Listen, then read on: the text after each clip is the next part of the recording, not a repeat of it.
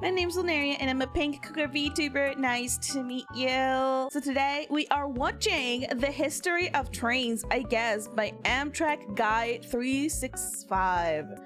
I know nothing about trains. I just ride them. I honestly never grew or had any interest in like trains. I guess they're more complicated than they actually just seem to be because, I don't know, moving a big thing requires a big brain, question mark. So yeah, let's see what this is all about. I'm actually interested. I know absolutely nothing about this, so I'm going in blind. The year is... Woo! Definitely not 2024. Where? I don't know. Anywhere, really. People and goods are getting around using horses, ships, and their feet, but they're slow. Very slow. The Greeks carved out a grooved trackway to transport boats on land with carts. It's almost like a railroad track, said someone from the future. A guy called the hero of Alexandria then discovered steam power.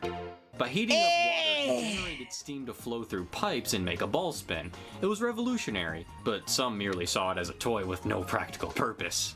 Much later, the Germans realized that using timber rails could speed up the movement of wheelbarrows and mine carts over muddy terrain in the mines. Well, that sucks.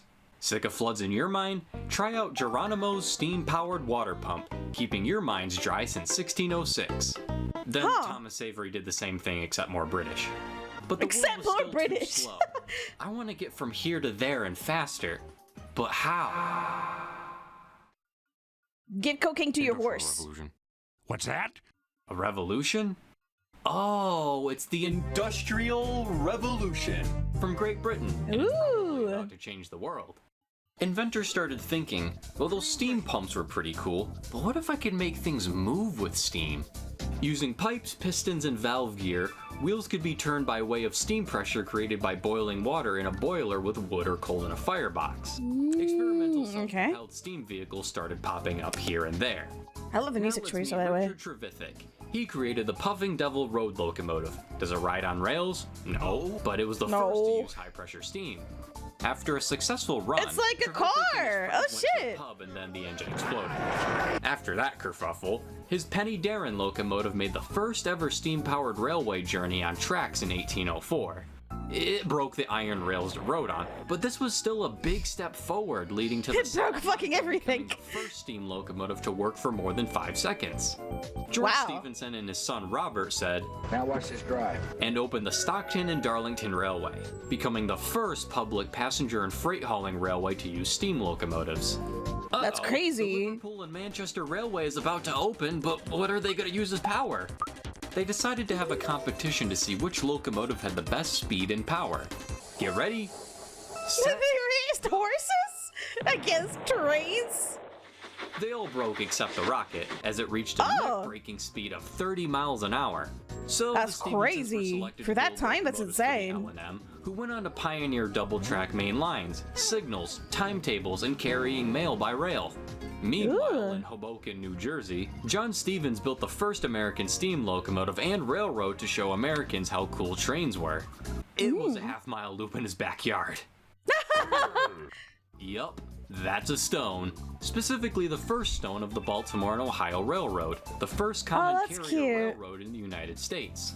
There goes the Stour Bridge Lion. It broke the tracks. No! Hey, it's the Tom Thumb. Broke after racing a horse. No! Okay, how about the best friend of Charleston? Yeah, there's still some kinks to work out.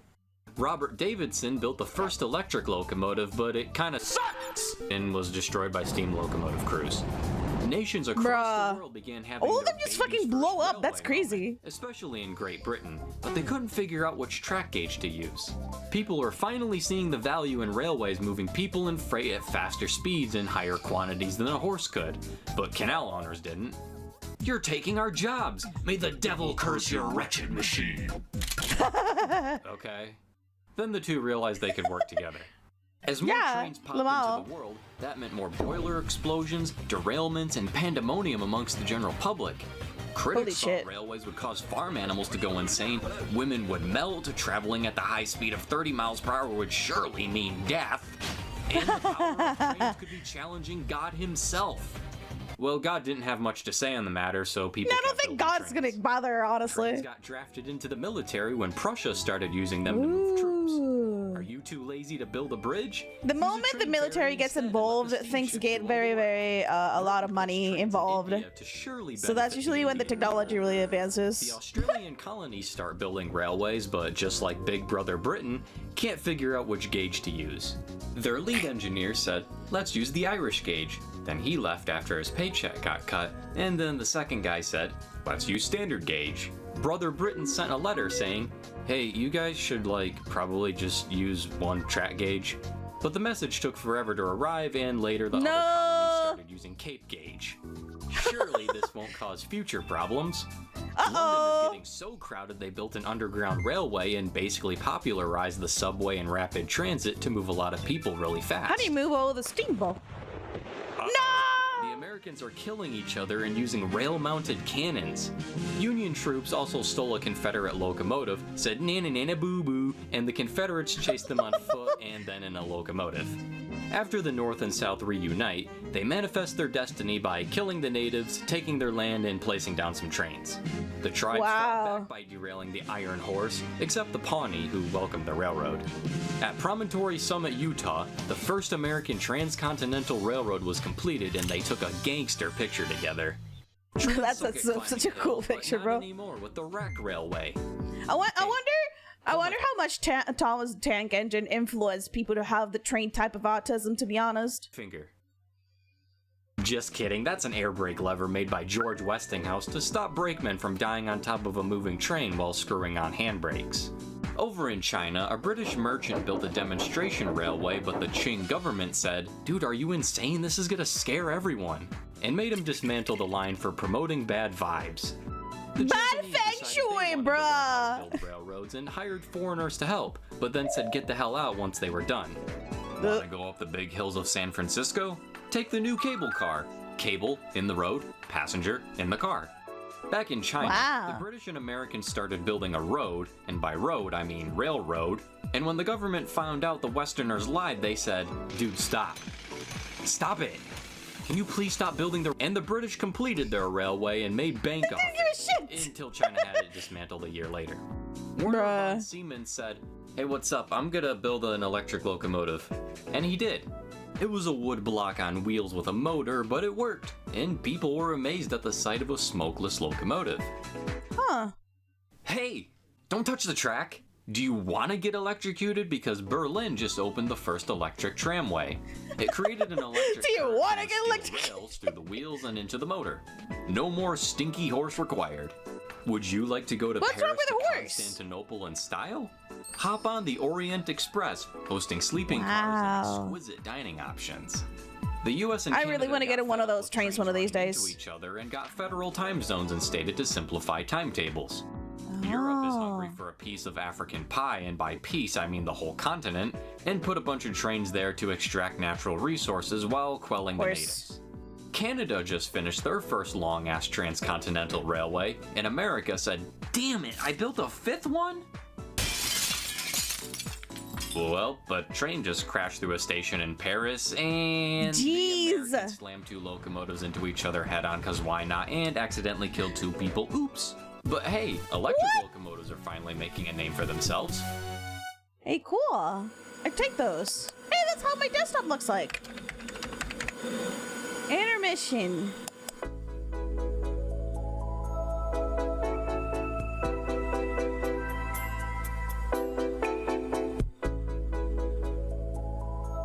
This is a very good moment to put an ad. Century and locomotives are getting bigger, better, faster, and stronger. Bigger boilers and fireboxes meant more power, and bigger wheels provided faster speeds. Over in Germany, Jürgen Langen looked at a railroad track and said, two rails are overrated, and you know what? We're going airborne. And created the Wuppertal Suspension Railway, an early monorail. That's terrifying. Okay, what the hell is this? The Ford Motor Company just dropped the Model T automobile. It's probably just a passing fad. I mean, come on, do you really think this thing is gonna compete with trains? Have you seen how fast they go now? The Sultan of the Ottoman Empire ordered the construction of a railway to link Damascus with the holy Muslim city of Mecca, thus making the Hajj pilgrimage more accessible. It was also to assert control over the empire. They only got as far as Medina due to tribal resistance. Camels are better. In Switzerland? Yeah. What's that? Oh, it's a diesel locomotive. A diesel? Uh-oh. No, a diesel. That Rudolph Diesel guy invented the engine, but he disappeared on a ship. Huh? Oh. Anyway, apparently the whole world decided to go to war, and whoa. That's a big disappeared? And here's a tiny train. Trench railways were built to transport troops and yeah, supply wars food always and push a ammunition lot to of like soldiers technological left in state things. labor in It sucks. Badass looking armored trains with guns also made an appearance here. While fighting on the Eastern Front, Russia finally finished the Trans-Siberian Railway, linking the isolated Siberia with the rest of the country, and America nationalized their railroads and started pumping out standard designs left and right to support the war effort. Alright, Yeah, the war's over. I just like I Hopefully said. that won't happen again. American locomotives are getting big. Thanks to larger Chunky! fireboxes and superheaters. Also, they denationalized. Here's your railroads back. Thanks again, pal. What the fuck? Britain just grouped 120 railways into 4, and the economy just crashed. Oh, The yeah. Great Depression hits railroads F. hard, and people start hopping Good freight night. trains to find work. That in looks new like it's gonna towns. happen again, by the way. People are also hopping into automobiles more often as road networks improved and expanded, spelling the eventual demise of many interurbans and tramways. Meanwhile, Soviet engineers copied America's homework and made something bigger and also worse in every way. Worse in every way. What was that? It was Wait. Hold on. So worse in every. Derailed frequently, broke tracks and switches, length made it difficult to turn, would have fit in a roundhouse, ripped couplers due to power, full steam pressure failed to build up due to a huge boiler. So it's just shit. Every way. Whoa. What was that? It was Flying Scotsman, the first steam locomotive to reach 100 miles per hour. Wow. These two might say otherwise, though. While everyone is still depressed, designers fell in love. Excuse me? These two might say otherwise, though. While $100 would buy this car, must have cash, lost everything in the stock market. Yeah, that's gonna happen again. I tell you right now, that's gonna happen again, bro. everyone is still depressed, designers fell in love with Art Deco and streamlined a bunch of trains to make them look more modern and aerodynamic. Not gonna lie, I love Art Deco. These trains are going so fast now. The London and Northeastern's Mallard set a speed record for steam at 126 miles per hour. Wow, 200 but it broke kilometers. itself in the process. Still pretty cool. Back in the US, steam locomotives are going strong and it. Knock, What? knock. It's the diesel locomotive.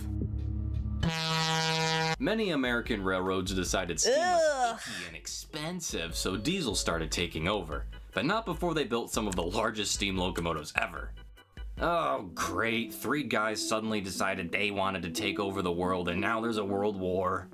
2. Again. Railways play a major role in transporting troops and supplies and prove to be a critical target for bomber planes. Damn. Trains and huge railway guns are deployed into service while the Nazis use trains for inhumane purposes. The invading Japanese Empire starts construction of the Burma Railway, and by that I mean they forced abducted civilians and allied prisoners of war to build the line to supply Japanese forces. Britain uses its trains to evacuate women and children from bomb-targeted cities to rural housing and camps, while Londoners take shelter in subway stations during the Blitz. Around the war's end, a Reverend Wilbur Awdry imagines sentient trains with faces and publishes his first of many children's books. Remember Yeah, him later. the autism engine. British railways became British Railways, but the Tally-Flynn Railway wasn't included because they kind of forgot about it.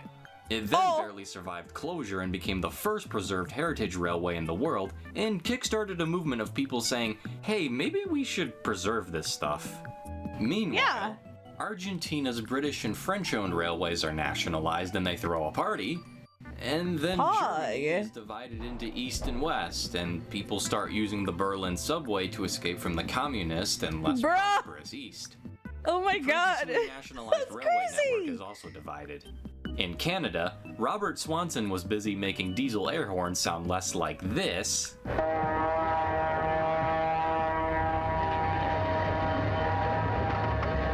and more like this.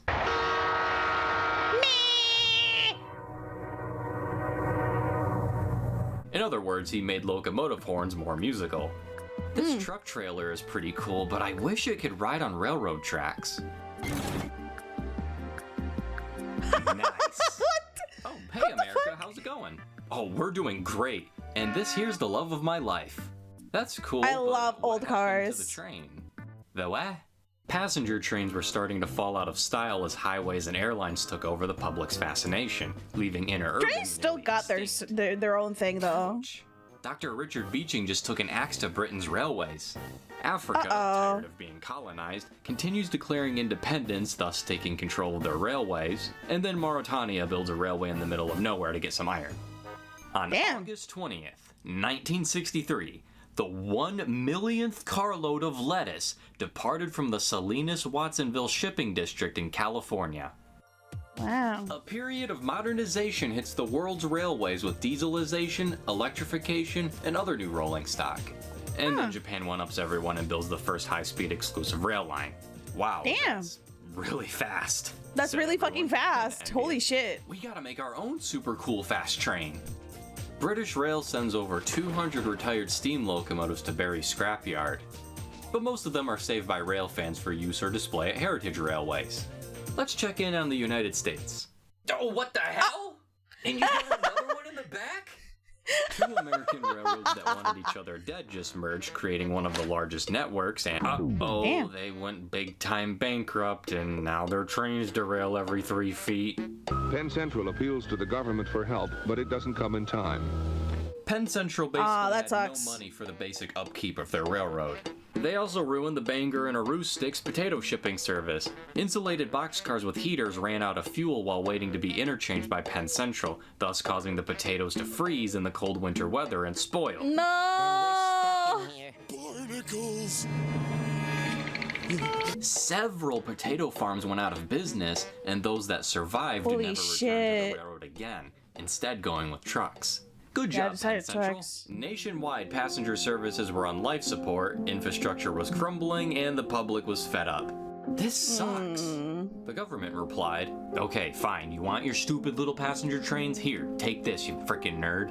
And they create the nationalized passenger railroad Amtrak to fail. That's the name of the user! Oh, come on, I thought we were done with the explosion. Just after 8 yesterday morning, somehow a fire started in the huge Southern Pacific switchyard just south of Holy Roseville. shit.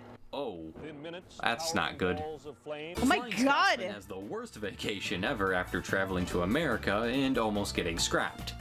The curtain finally falls on the majority of mainline and industrial steam locomotive operations as they're phased out across the world in favor of diesels and electrics. Rhodesia wants some diesels, but the United Nations said no. What did they do? They put on Drake Bell's I Found a Way and illegally imported locomotives from an undisclosed source.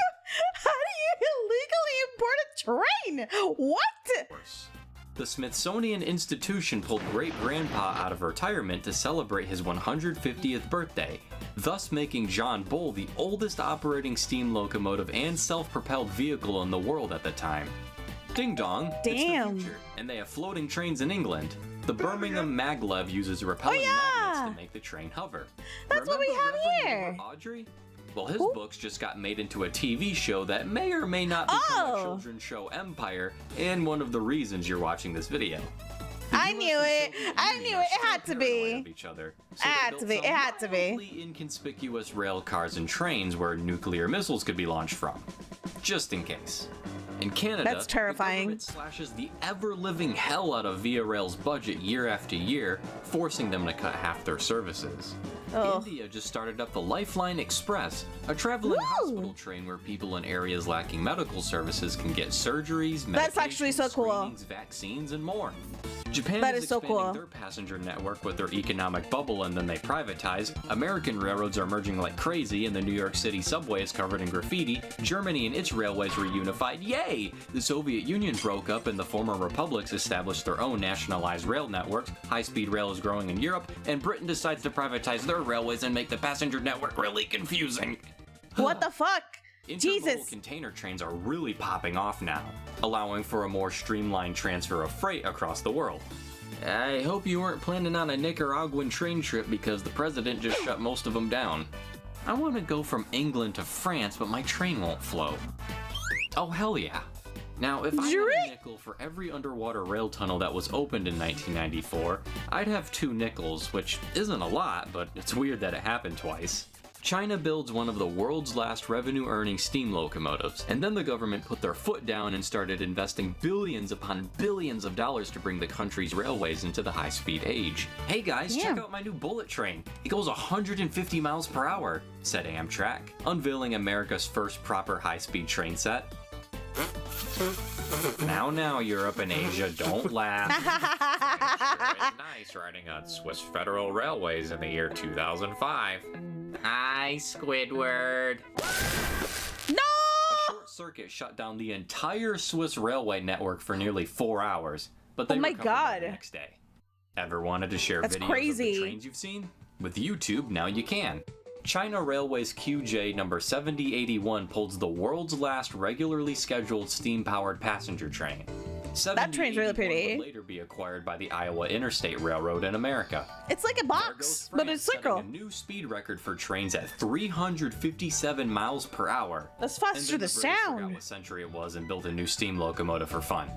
Russia went faster than Sonic. That's crazy. To build the northernmost railway in the world to get some natural gas in the north. Let's see how Japan's doing. Wow, they really like trains. Also, they have the fastest train in the world now. How fast? At least 10 miles an hour. Holy shit! Aside Trans-Siberian Railway, the Yiwu to Madrid railway line just became the longest in the world by completing its first successful round trip, clocking in at 16,156 miles. That is crazy. No, he doesn't look big. Other big boy. Union Pacific restored number 4014 to operate an excursion service, making it the largest and most powerful operating steam locomotive in the world. Light rail that looks so fucking cool. Train systems are on the rise across the world because people realized, hey, these train things are pretty cool. And also, just one more lane, bro, doesn't always help. The COVID-19 pandemic locked down the world and caused ridership on passenger trains to plummet. Services were drastically reduced or temporarily cut with a gradual return in the next couple years. Fed up with their passenger trains sucking and changing owners every few years, the UK decides to renationalize and revert their railways back to British railways, except more great. China continues expanding their railway network at the speed of sound, and then they finally retire steam locomotives after nearly 150 years. Canadian Pacific they took a while. Kansas City Southern merged to create Canadian Pacific Kansas City, and to celebrate, CEO Keith Creel sent CP2816 on a round trip across Canada, the US, and Mexico to enormous fanfare. It was the first steam locomotive to travel across the 3 countries. Technology is improving, but the globe is heating up. What do we do? Asked the world. I don't know, but here's some hydrogen and battery power trains that might help. Want to become a train driver? Too late, buddy. A computer might be doing that for you. And then Thomas the Tank Engine takes over the world. Bruh. Hey everyone, thank you so much for watching that was actually pretty informative. One of my more ambitious projects, and I really do appreciate your patience in waiting for me to finish it. Make sure you check out Bill Wirtz's That's a lot of sources. History of the World, I guess, videos if you haven't already, because those are what inspired me to make this. I'd also like to take this time to thank my channel members. Special thanks to Mooter, who also composed the little jingles you heard throughout the video, so thank you so much for that. And you should go subscribe to him because he makes a lot of good gaming content, and we have a lot of fun doing Let's Plays together. Anyway, Finn! Grand Canyon Studios, Amtrak Fan 19, Gojira's Trains, Aaron. There's a lot of stuff after this. The video's still not done. There's like a solid 5 minutes. Jackboy317 and Trains Railfan Gaming 1066 for subscribing. Solid 5 minutes left. A lot of people just quit the video here. Finally, I'd like to take this time to thank you all once again for 100,000 subscribers, because I'm kind of considering this my 100K special, I guess. Oh, Ever since I started watching YouTube some like 16 years ago now, I always wanted to have a channel of my own, and seeing where I've gotten now after 11 years, it still surprises me. Being able to share my interests with all of you has led me to some everlasting friendships, and your support has allowed me to travel the country and help me get by in just day-to-day life, and that's something I'm going to be forever grateful for. Something I've tried doing in more recent times is taking more breaks. Is this like a train simulator game? To recover mentally, because while making videos is fun, it can also be really just mentally draining and tiring. Yes, but it is. You should make what you want to make and make it how you want to. You don't have to conform to what everyone says, or just because one person doesn't like how you edited a video doesn't mean you have to scrap everything and do exactly what they say. It should be fun. It should be how you want to make it. The video should represent who you are as a person and what you can do with your skill set, but don't forget to take constructive criticism into account. Just make sure you have fun with it and that you're happy with the finished product. I think that's about all I got to say today. Oh, so that's sweet. Thank you so much again for watching and for 100,000 subscribers, and I'll see you. Oh, I like this guy. What the hell? I like him. I don't even like trains. I like him. He expresses himself so well. But yeah, that was such a fun and interesting watch. I love that. Subscribe to the guy. He's really cool. But yeah, thank you for hanging out with me. I usually watch videos on twitch.tv/Lunaria if you want to come and watch stuff with me, or if you want to suggest videos even, yeah. So yeah, thank you for watching. I'll see you later.